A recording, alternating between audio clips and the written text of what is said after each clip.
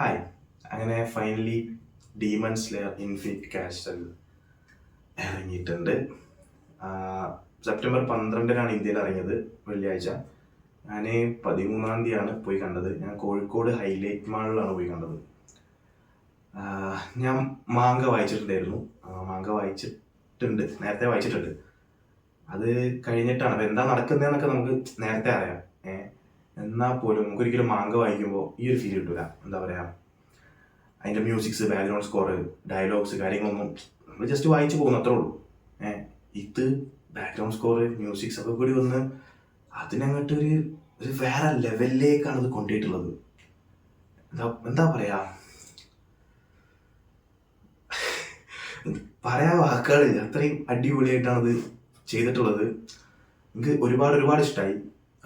And ഇപ്പോൾ ഓരോരുത്തരുടെ entry and അതുപോലെ ഓരോരുത്തരുടെ ബാക്ക് സ്റ്റോറി, ഇപ്പോൾ ലൈക്ക് അക്കാസിൻ്റെ ഒക്കെ ബാക്ക് സ്റ്റോറി, അത് നമ്മൾ മാങ്കയിലൊക്കെ വായിക്കുമ്പോൾ എങ്ങനെയാ ജസ്റ്റ് വായിച്ചുകൊണ്ട് പോകുന്നു, അത്രേ ഉള്ളൂ.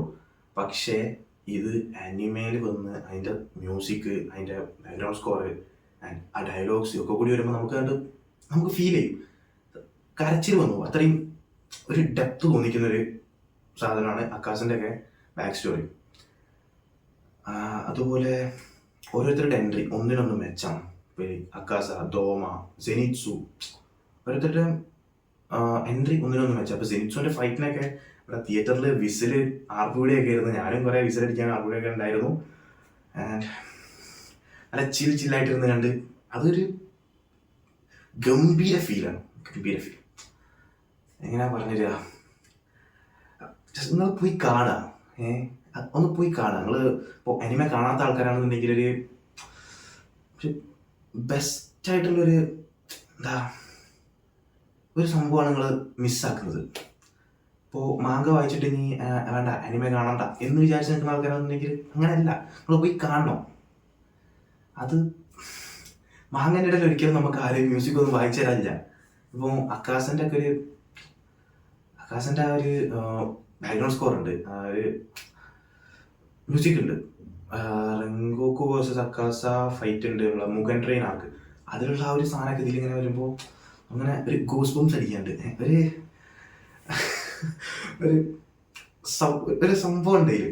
അപ്പോൾ ജസ്റ്റ് പോയി കാണുക. ഓക്കെ, ഞാൻ പോയി കണ്ട് എനിക്ക് ഭയങ്കരമായിട്ട് ഇഷ്ടപ്പെട്ട്.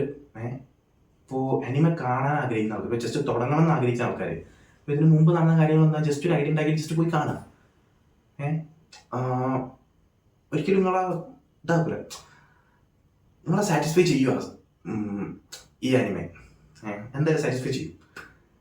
ഒരിക്കലും നിങ്ങളെ നിരാശപ്പെടുത്തുന്നൊരു തരമായിരിക്കൂല. എൻ്റെ ഒപ്പീനിയൻ വെച്ചിട്ട് നിങ്ങൾക്ക് ഒരിക്കലും നിരാശ തോന്നാൻ ഒരു ചാൻസും ഇല്ല. അത്രയും കിട്ടിലായിട്ടാണ് ഈ സംഭവം സെറ്റ് ചെയ്തിട്ടുള്ളത്. ഇപ്പം ആനിമേഷൻ ബേസ് വേറെ ഒന്നും നോക്കണ്ട, ആനിമേഷൻ ബേസിൽ ഞാൻ കണ്ടത് വെച്ച ഏറ്റവും അടിപൊളി ആനിമേഷൻ വന്നിട്ടുള്ളതും ഡീമൺ സ്ലെയറിലാണ്.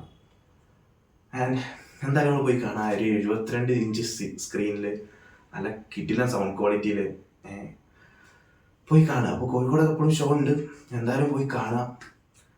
ആൻഡ് ഞാനൊരു അനിമെ ഫാൻസാണ്. ഇപ്പോൾ ഒരുപാട് അനിമെ ഫാൻസ് ഉണ്ടാവും, നിങ്ങളൊക്കെ പോയി കണ്ടിട്ടുണ്ടാവും. നിങ്ങളൊക്കെ അഭിപ്രായങ്ങൾ എന്തായാലും കമൻറ്റിൽ രേഖപ്പെടുത്തുക.